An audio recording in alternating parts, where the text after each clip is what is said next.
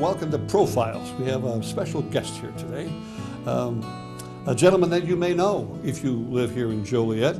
If you're watching on YouTube, you're going to get to know him. Although I do know from sources that a few of you are in Naples and Siesta Key and over there at Marco, and you're there escaping some of our beautiful spring weather they're having here in Joliet. So welcome.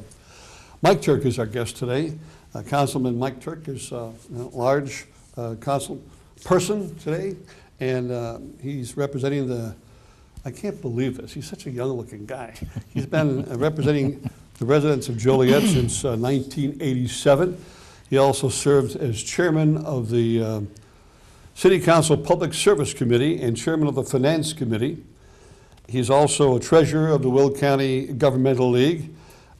He received his degree in accounting from Lewis University, and he retired as an auditor after only 31 years. You know, retired after only 31 years with the Illinois State Board of Education, but he continues to work with the Southern Will County Co-op for Special Education, and he's here with us and with you right now, and so welcome. Thank you, Richard. It's good to have you here. Thanks for having me. A couple little things changed since I didn't hit update my bio on the city's website. You know, I'm the chairman of the Finance Committee, was public service, and we changed some committees around. Okay. And then no longer with the Governmental League.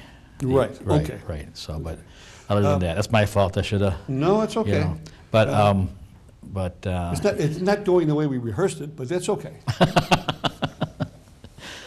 But Any other changes? No. Okay. Sorry good. about that. However, there is a couple of things here that I'll check with you on. You were also, did we mention you were also on the Joliet Park Board? I was on the Joliet Park Board from 1981 to 1987. Okay. And I can explain that too, you know, but the transfer over. Yeah, okay. 34 years or 35 years with the City Council? When I'm done, it'll be 34. Okay. 34 years. And we're doing this in the beautiful month of February. You're going to be watching this in the wonderful month of March, probably right around St. Patrick's Day, somewhere in that territory, I think. You're married to Kathy. Yes. Turk, what's her maiden name? Her maiden name was Gwenda. Gwenda. Grew up on the east side of Joliet. Yeah. And this guy who's shooting us right now was actually at your wedding, yes, doing the video. He recorded our wedding video 31 years ago. Oh, my goodness. Is there any truth to the matter that Schuster used one of those hand crank cameras back in those days? Not that. No. But it was different than it is today. Yeah, I was 37 years old when I got married. I was a bachelor until I was 37, and been married 31 years, so you can figure out my age pretty easy, 68. 39. So. Right. Comes out perfect. 39 years old. Mike Turk, Councilman at large here in the city of Joliet. You know, I guess the question would be, and some of those folks out there will want to know as well, because I know there's plenty of people who said, you know, don't retire, continue. So why are you retiring? Well, you know, that's a good question. It seems like it takes more hours, it seems like now, as the city's grown, to put the time in to do the job. I'm getting older. I looked at it, and it's been an honor to serve as long as I've served and been reelected, and I thank the citizens of Joliet for that. But yeah, I'm still working a full-time job, and there's days I'll leave the house at 7 o'clock in the morning and get home at 8, 9 o'clock at night, and so I just thought it was time to. I still like to work a couple more years in my full-time job, and possibly we'll see what happens in a couple years, but just take one thing off my plate, and because being on the city council is not only the meetings at the city council, but it's neighborhood meetings. It's until COVID hit, but it's also many other functions you should attend, and which a lot of them are social, and they're a lot of fun, a lot of getting out and meeting the various people, but it's also time consuming, and so I thought at this time it'd be a good chance to pull back and kind of ease into full retirement. Well, let me flip back to 1987. Yes. I think that was the year you began public service. Well, 81 on the park Okay. board. All right. So why are you retiring? We now know. Why public service? You know, I was first elected in the 70s as a precinct committeeman. Okay. And just because I was friends with some people who were precinct committeemen, they says, hey, there's nobody, this is an interesting story, there's nobody that in your precinct failed to run. So why don't you run? And I said, well, I don't know anything about it. And they said, you don't have to know anything about it. And there was a guy, you guys might remember him, but a guy that I worked with a long time ago by the name of Joe Danzero. And Joe Danzero was good friends with a guy by the name of Connie Worth. And I don't know if you remember that name or not, but Connie Worth, I think years and years ago, was county treasurer. And after work every night, we'd stop by, well, then it was Gordon Pontiac, then Bert Adams Pontiac, and we'd talk to, you know, Connie Worth. And so I got to know him that way, and one time I needed a car, so I went in to get a price from Connie Worth, and we got talking, and he says, you know, he says, and I didn't know what to talk to him about, and I knew he was very political. So I happened to see in the Herald News that there was an opening in my precinct for precinct committeeman. So I mentioned it to Connie Worth, and I says, you know, I said, that nobody filed a run for precinct committeeman in my precinct. Oh, and then he quit talking about cars, you know, he says, that's great. He says, you run for committeeman because John J. Houlihan is going to run for county chairman, and then you can vote for him. And I says, I wouldn't know what to do. He says, you don't have to know anything to do. I'll guide you, he says. So I says, okay. So, and I says, I wouldn't know what to do. He says, you don't have to know anything to do. I'll guide you, he says. So I says, okay. So had my folks write me in, had a couple friends write me in on the thing. Back then you could just do that. So got elected precinct committeeman. And at the county convention, which is like a month later or so, all the committeemen assemble and they get to vote how many votes was in their precinct for county chairman. So before the meeting came up, I'm home and I'm getting calls from George Hartley was running against Houlihan. And he says, people are telling me, hey, you don't want to get off on the wrong foot. George Hartley's going to win and you need to vote for George Hartley. I says, the only reason I ran for this thing is because this guy wanted me to vote for John Houlihan. And he says, well, do what you need to do. I says, yeah. I says, once I give my word, that's it. So we go to the convention, the county convention. It was in the old OSCO building downtown here on Chicago Street. It was vacant. And we're all sitting there according to our precincts. And I got up and cast my votes for John J. Houlihan, and everybody booed. And George Hartley won. But I got along great with George, and John Houlihan never forgot that to the day he died. He always supported me in anything I did. I think the key there is that you kept your word. Yes. And I think that's more important than anything else. So you had some political background in 1987, if I've got the right year. You maybe 86 to 87, you campaigned for city councilman Correct. Position. I guess I would ask that same question. Why, and did you have certain goals in mind? You know, many people run for village board or city boards, and they have one issue to begin with. They usually have one, you know, I'm going to get in there and do this.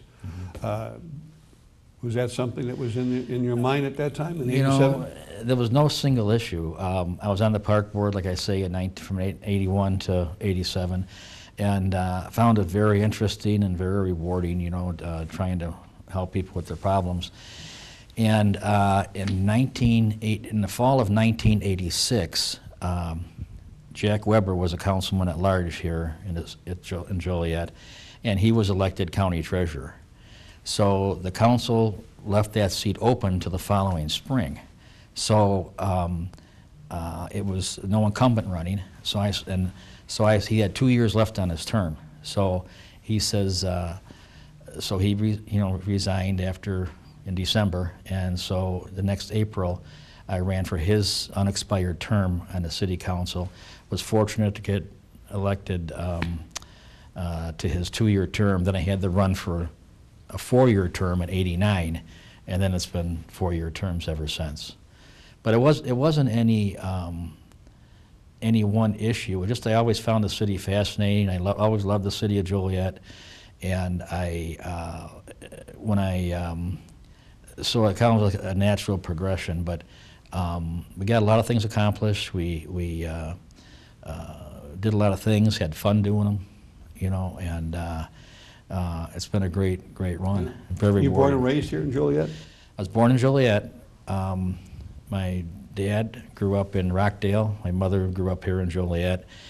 And shortly after when I was an infant, they moved to Chicago because, and this is what some people don't know, that I spent some time in Chicago, but they moved to Chicago because my dad worked for the Postal Service, and he worked for the sorting mail on the trains before airmail. Wow. So he would work 4 days on. He'd go from, say on a Monday, he'd leave for Buffalo, New York. He'd be in Buffalo, New York Tuesday night. They'd switch around, and he'd be back on Thursday. And then he'd work his days off at the steel mill. So we lived in Beverly, near 115th and Western. So I went to grade school there, and then but we would spend all our summers in Joliet and weekends a lot in Joliet. We had a lot of family, and my grandparents had a cottage on the DuPage River, so the whole summer we'd spend down there. And so when my second year of high school, they did away, airmail came in. And so they did away with the trains, so my dad had the option of going to downtown Chicago or position here in Joliet. So he says, hey, how you feel about going to Joliet? I says, that's great. So. Yeah. So we relocated to Joliet, and I finished here at Joliet Catholic. My first 2 years at high school, Marist High School, which is now a big rival of Joliet Catholic, and then went to Lewis University. So Wow. worked for Joliet Federal during college. Sure. And so met some great people over there. Great people, good memories. Yes. We should do a show sometime on the financial institutions that were no longer there. I mean, a lot of businesses let's just go back to the 80s. You don't have to go back much further than that, but I mean, if you went into the 50s and 60s, and who was here in Joliet, Yes. And I remember stories about people going into certain banks with certain presidents and going up to their desk and saying, can I borrow $500 or $2,000? No problem. Here's your check, huh? Here's your check. Yeah, I remember when I worked there, a gentleman by the name of John, I think it was John Fiegel, was the president, and Vance Cummins, and Leroy Shepard, and boy, I don't know some of the other names there, but that goes way back. Yeah. You Speaking of way back, if you started in 1987, now this is unfair because this wasn't during our rehearsal, Okay. which we didn't have, but different mayors. Who was mayor in Yes. 87? John Borg was just leaving. Okay. Okay, and the at-large election is normally not with the mayor's election. The mayor and the districts run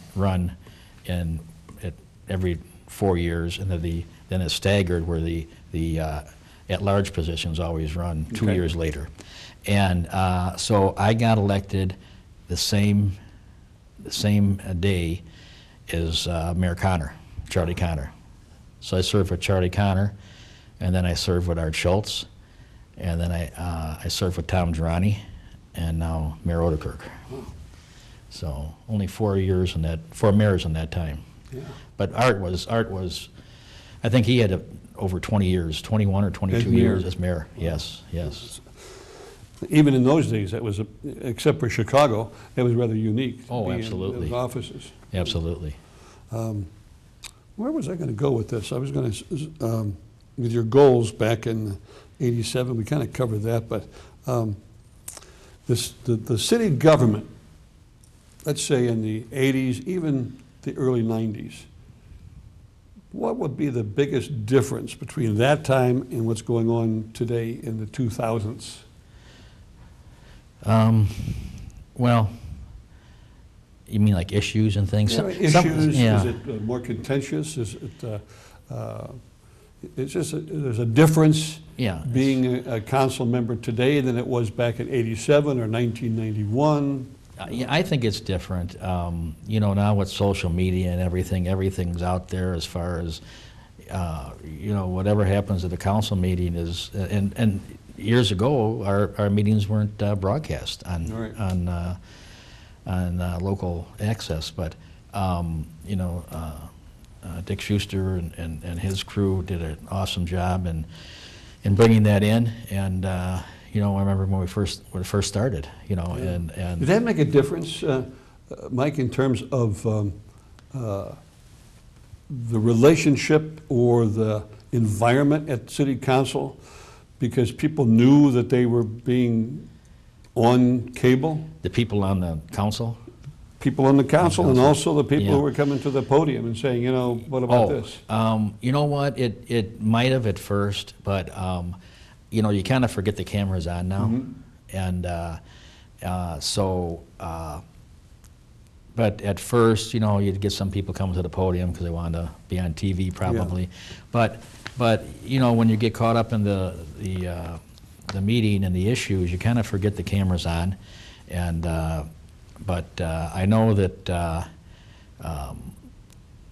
and you're probably more recognizable out in the community because of the cable TV. Yeah. I mean, there's a lot of people that really watch the council meetings than I ever expected they would. You know, a lot of them do watch it. The one thing, though, I watched, and just recently, you know, since COVID, we don't sit at the dais anymore. Right. We're kind of spread it out. A few people sit up there, but it's kind of spread out. And I normally sit on the one end, and there's a camera up in the corner, and every once in a while it'll pan down like on the side that I'm on. Right. And until I saw it one day, because I don't like watching myself on TV, but as I saw it one day, I didn't realize how bald up on this area of my head I was. You know, it's all skin. So there's advantages and disadvantages. Oh yeah, with you know, the camera. You know, it's a falsehood to say the camera doesn't lie. Right. Because it does. It does. I'll never forget one of my many fans out there. I was at Al's Steakhouse a few years back, and there was a table of ladies, and they said, "Oh, are you so and so that on the cable?" And I said, "Well, yeah, I guess I am. Yes." And she said, "Well, you look a lot fatter in person." So that took care of my ego. Oh, absolutely. That took care of my Absolutely. ego. What does it take to do the job of a councilman?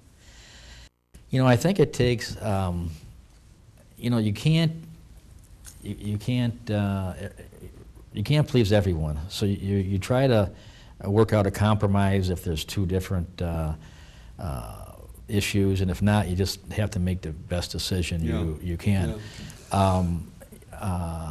And in some of the toughest issues are like zoning issues, and where you you know, you have one neighborhood against another neighborhood, or things happening in neighborhoods, but you know, and naturally, you know, people on both sides who you're going to upset one way or the other. Right. But you know, I've always tried to be responsive as far as returning phone calls. Have I missed a few? Yes, but I try to return phone calls. And back when I got on the council, there was no email. You know, now everything's Right. email or text or whatever. Right.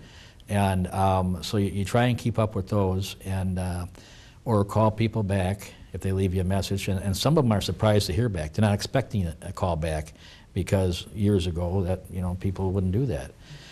And so I've tried to do that, and just to listen to their concerns. I think they want to hear, you know, why is this happening, or why is this going to, why are you doing this? And most people are reasonable that they when they're explained to them, they understand. They may not be happy, but but they know the reasoning behind it. Well, that leads me into people who are unhappy with you and people who are happy with you. And that is the wonderful topic and the ongoing discussion of North Point. Yes, And you voted no on that. I voted no. Correctly. And probably emails, texts, and phone calls came in on both sides. On both sides. And I know you lost some support of some Yes. people who normally have supported you. Can you share why you voted no on North Point? Yes, the North Point issue, you know, we have a lot of traffic now. I mean, No, really? economically, you know, Yeah. once it gets built out, will be a revenue source for the city.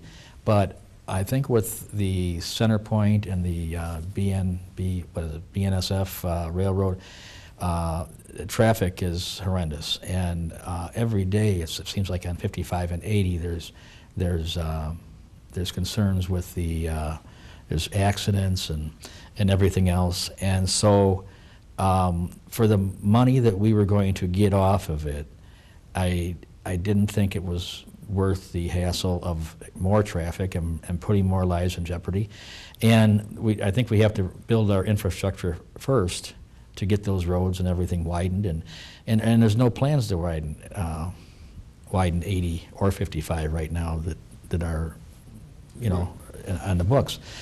That, and so that was one reason. The other reason is, you know, I looked at down there, and I know people that live down there, and you know, they're concerned naturally about their property values, and you know, the biggest investment in your life, I think, is your home, and it's going to have a negative effect, and that, and then the other thing is, you know, I had a good relationship with Larry Walsh, and him and I had many discussions on it, and talked to a lot of the people down there, and so I came to the conclusion I wasn't going to support it, and I told him that. And I gave my word, and I once I give my word, that's it. Whether I give it prematurely or not, my word's my word. And so, so as of that, the unions that supported me for 36 years was upset. Not all of them, but some of them were, and decided that if I was going to run, they wouldn't support me, and that's their prerogative. I respect that. I don't agree with it, but I accept it. And but I did get a lot of calls from people within the unions and said, hey, you know what, if you run, we'll support you because of past things you've done. So, well, let's go to a better chapter, and a more interesting chapter, and exciting and rather exclusive for Joliet at the time, and that is riverboat gaming, as they like to call it, gambling, right. Riverboat gambling. Yes. Took place. Not one. First, starting out with one boat. Well, actually, two boats on the river, and then two boats on a little north of that. No one else has got these boats. No. Joliet's got them all. What year was that? That was, I believe they opened between 90 and 92, both Harrah's and Empress at the time. The old Empress, yeah. Yes. Yeah, that was a godsend to Joliet, because years ago, I mean, every time we would get a substantial rain, I'd get calls about flooded basements, about, it was terrible, you know, and that allowed us to do a lot of infrastructure work, stuff you can't see that's buried under the ground, but very little calls now about basement floodings and things like that. With the thaw we're having now, I mean, that would have been bad way back then. But the city staff, well, going back to the riverboat legislation, I know Senator Dunn at the time had a lot to do with it. And in fact, the governor came here to Joliet to sign the riverboat gaming legislation here at Bicentennial Park. Who was the governor at that time? Thompson. Okay. Yeah. And so the city staff had been working with Harrah's to bring them to Joliet, and we wanted it downtown to help the downtown. And so we were you know, making progress with them, And then a group of local investors got some land off there on Route 6 where the Hollywood Casino is now, and decided they were going to put a casino. Well, the city fought it at first because we didn't want the competition with Harrah's downtown. And so that was unincorporated out there. And so they were going on with their plans to start. And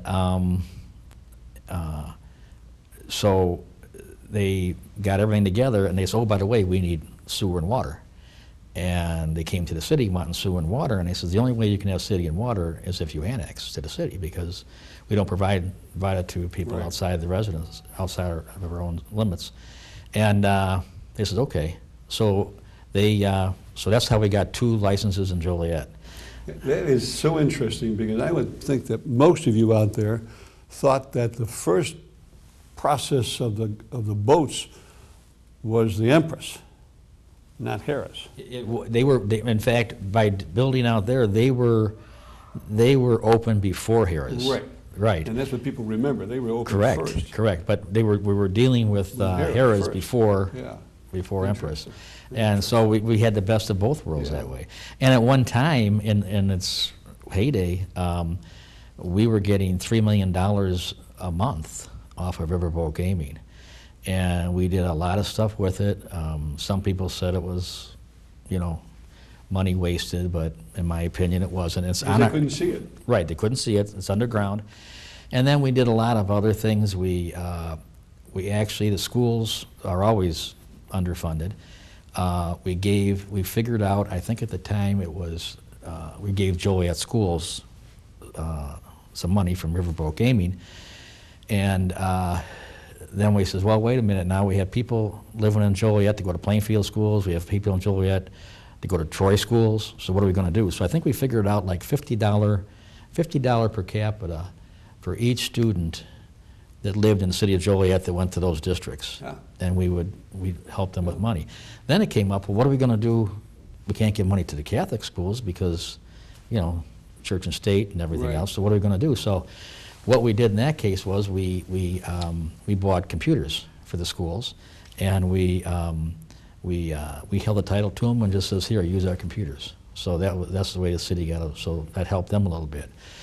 But we eliminated the sticker fee, the vehicle tag. Right, yeah. We bought down water rates, I know, and we had a senior rate, and then we had the Riverboat Gaming subsidy on top of that, and I know some seniors were getting water bills for, $4 or $5 a month. And then we gave to some neighborhood organizations that needed funding. We also, and Councilman Hacker had this idea of paying down our debt. So we did get all our debt paid for, which was a great idea. So we paid down our debt, and we still are, for a city our size, relatively have a very low debt. And so we did that. Some of the other things we did, the streetscapes, but then, as competition grew and the state expanded gaming, it's evolved into basically land-based now. Right. You had to go out on the river, but and just the way with COVID and everything else, it's less than half of what we used to take in. Right. Yeah. So The was interesting when you mentioned the seniors getting very great breaks on their water bills. Mm-hmm. Now, you won't be there, but there was an okay and an affirmation of looking into the future in committing a contract process with the city of Chicago yes. for future water here in Joliet. Did you vote yes on that? I did. Yeah. I did. And why? When I got on the council 34 years ago, there was talk about Joliet needing a new water source, and that the aquifer was going to be dry in 20 years. Well, there was a lot of other priorities, and they kept checking, and the aquifer was in good shape. And so they keep changing the date. Now it's another 20 years, but God only knows how long that aquifer is going to last. And so there came to a point where we were going to have to, at some point in time, there's going to have to be a new water source for Joliet. So the committee did a lot of good legwork on it, and came down to two options of Lake Michigan water, which was great water, we went up to Chicago to see their filtration plant, which was very impressive. So it was more economical to go to Chicago, and still the cost. I wasn't planning on voting for Chicago, but because I thought the price was too unaffordable for the residents, for all of us in Joliet, and so Mayor Lightfoot and her crew sharpened their pencil and came back with a much better deal, and that's why I supported it. So She put forth a rather impressive presentation. she absolutely did. She absolutely did. And I'll tell you what, it was funny because I went up there, and because of the Open Meetings Act, we could only be two of us at a time, so some of us would be out on a tour while the other ones are meeting with her and everything, and so we go into the filtration plant, and then she had her staff with probably about 8 or 10 people in the room, and I was my partner was Terry Morris, and so we went in, and we were in the room with about 10 people, 12 people with the mayor, and listened to her spiel, and very informal, which was nice. And maybe about a month, maybe about 6 weeks ago, before we had voted on the thing, on the water, my wife and I were eating dinner, and my cell phone went off, and it was it said like unknown number. I said, well, unknown number, if they want to leave me a message, they can leave me a message, but I'm not going to pick it up now. And so after dinner, I listened to it, and this is Mayor Lightfoot from Chicago, and she says, just want to know if you have any questions on our proposal, and so it came from, the text came from a number, 312 number. So I said, well, I'll call it. So I called it, and this lady says, hello, and I says, is this Mayor Lightfoot? She says, yeah. It was like 7 o'clock at night, and I said, well, this is a bad time? She said, no, this is a good time. So we talked about 15 minutes. I says, I love the proposal, I love everything, but I says, my problem is the cost, And she says, yeah, I think you should call each one of the council people. And she says, that's what I'm hearing, and she says, but we're going to make a commitment to you, and we'll see what we can do. So then they come back with another, I think she heard that from most everybody, and came back with another proposal, which was a little better. Much better. Much better. So let me just ask one other, which I know all of you are thinking about as well, but back in '87, and now whenever you're watching this is 2021, property taxes. Mm-hmm. Compared to a lot of other cities this size, or the Chicagoland area, the city of Joliet's property taxes have been pretty good. Yes. And you know what, the tax bill is confusing. Oh, yeah. Very confusing. There's so many taxing bodies that go into making your total tax bill.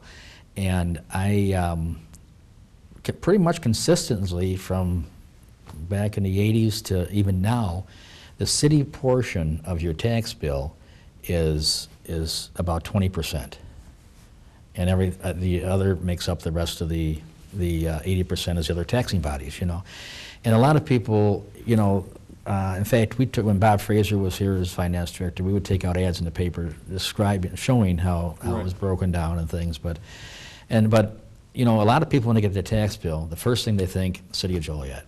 Sure. So, I'm paying, $6,000 property taxes, And I know I got a call from one lady one time, and I said we were going to increase it, a 5% increase. And And I says, she says, I can't afford to stay in my home if you do that. My taxes are $6,000 already. I says, I understand, but I says, now if you take 20% of that and multiply it by 5%, that's how much your taxes will go up for the city portion. Oh, she says, I didn't realize that, you know. But, you know, and we also brought down the tax levy every year with Riverboat gaming money. And that's another thing. So then when Riverboat money kind of started drying up, you know, we weren't too popular with the neighborhood organizations and the schools and everything else because we had to pull that money back for our own purposes. But yeah, and there are other fees. You know, I mean, we've got a great paramedic program with the fire department. I mean, those guys are, you know, almost like doctors in the back of an ambulance, and most patients are stabilized. If they can get them stabilized by the time they get to the hospital, they communicate. And I forget what the run is now for a ambulance run, but it's $300, $400, $500, somewhere in that range. And the city will take what the property owner's insurance pays and write off the rest, or if the patient's on Medicare, they'll take what Medicare pays and write off the rest. So we try to help out with things like that. Yeah. So Mike Turk, retiring, what would your advice be? There's 13 or 14 people running for different seats there on the council. For the at-large, is there that many?